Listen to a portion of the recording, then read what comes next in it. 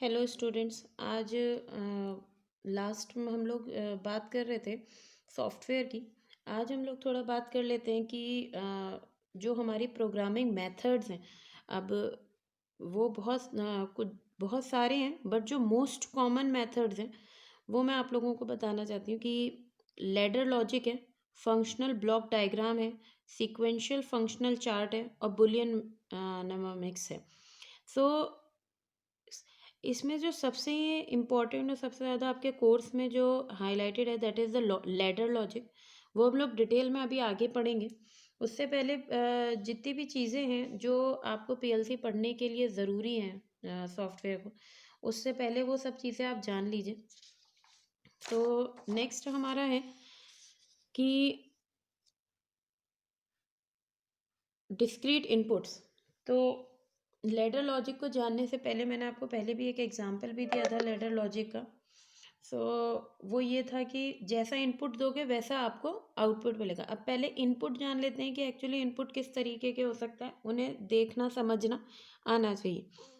सो उसमें सबसे पहले आप लोग ये देखिए कि डिजिटल इनपुट्स, डिस्क्रीट इनपुट्स क्या है, डिजिटल इनपुट्स हैं।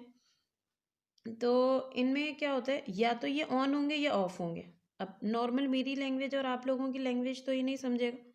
तो या तो ये ऑन होगा या ऑफ होगा। ऑन या ऑफ का मतलब ये भी हो सकता है लॉजिक 1 है अगर ऑन है, और लॉजिक 0 है अगर ऑफ है। लॉजिक हाई है अगर ऑन है, लॉजिक लो है अगर ऑफ है। तो ये सारे लैंग्वेजेस ना, डिफरेंट लैंग्वेजेस हमारे प्रोग्राम्स में, सॉफ्टवेयर में यूज़ किए जाते हैं। तो अब कुछ टाइप्स ऑफ ना बटन्स और स्विचेस देख लीजिए। मैंने आप लोगों को बताया था कि इनपुट साइड में जो हमारे एनालॉग डिजिटल स्विचेस होते हैं और इनपुट डिवाइसेस होते हैं वो थोड़े से डिफरेंट होते हैं। तो उनके कुछ नेम होते हैं जो हम लोग यूज़ करते हैं, जैसे नॉर्मली ओपन पुश बटन। तो नॉर्मली ओपन पुश बटन, उसको इस तरीके से लीजिए, जैसे मैं एक एग्जांपल देती हूँ। जैसे ये दो आपके पास कॉन्टैक्ट्स हैं, है ना। और अगर मेरे पास एक पुश बटन है, अगर पुश बटन है वो अगर इस तरीके से, तो देखिए ये सर्किट कंप्लीट नहीं होता है ना।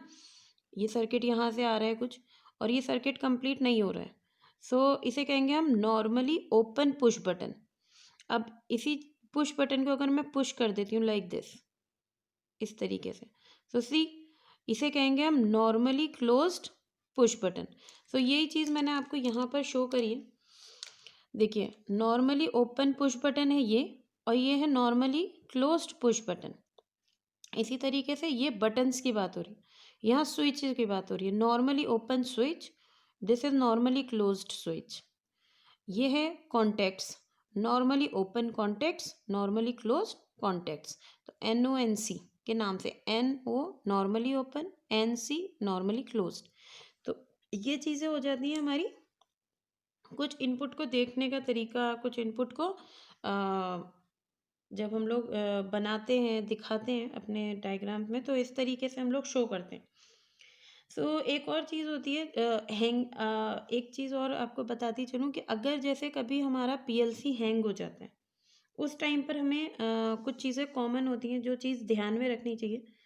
एक तो पीएलसी अगर हैंग हो जाए तो उसे ऑफ करके दोबारा ऑन करिए, ठीक है, तो पीएलसी स्टार्ट हो जाता है।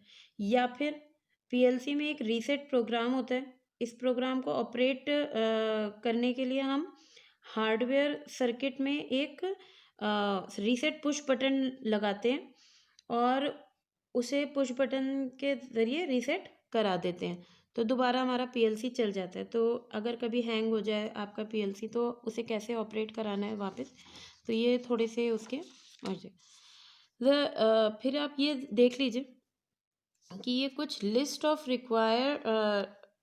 ऑफ आइटम्स है required when working with PLC. जब हम पीएलसी के साथ काम कर रहे हैं तो हमें कुछ चीज़ों की ज़रूरत पड़ती है।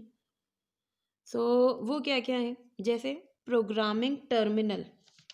प्रोग्रामिंग टर्मिनल क्या है, लैपटॉप है, डेस्कटॉप है, आई टोल्ड यू, है ना।